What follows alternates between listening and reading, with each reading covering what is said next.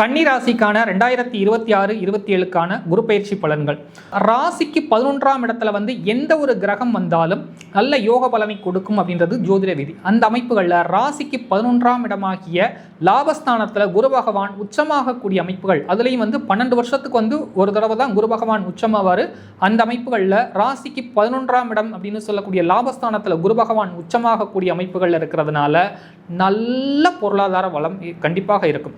காரணம் என்னன்னா, லாபஸ்தானம்ன்றது நம்ம எந்த ஒரு தொழிலுமே லாப நோக்கோடு தான் செய்கிறோம். அப்போ லாபம் கிடைக்கக்கூடிய அமைப்புகளில் அந்த லாபஸ்தானத்திலே குரு பகவான் உச்சமாகக்கூடிய அமைப்புகள் இருக்கிறதுனால நல்ல பொருளாதார வளம் மேம்படக்கூடிய அமைப்புகள் இருக்கும்.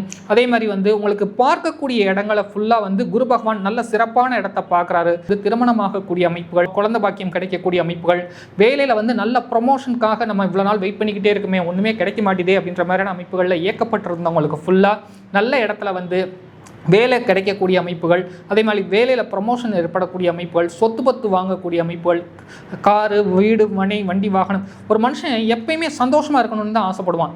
11ஆம் பாவகத்தில் குரு உச்சமாகக்கூடிய அமைப்புகளில் இருக்கக்கூடிய இந்த 2026-27 காலகட்டங்களில் நீங்கள் என்னென்ன நினைக்கிறீங்களோ எல்லாமே கைகூடக்கூடிய ஒரு மிகச்சிறப்பான ஆண்டாக இந்த வருஷம் இருக்க போது. வாழ்த்துக்கள். நன்றி.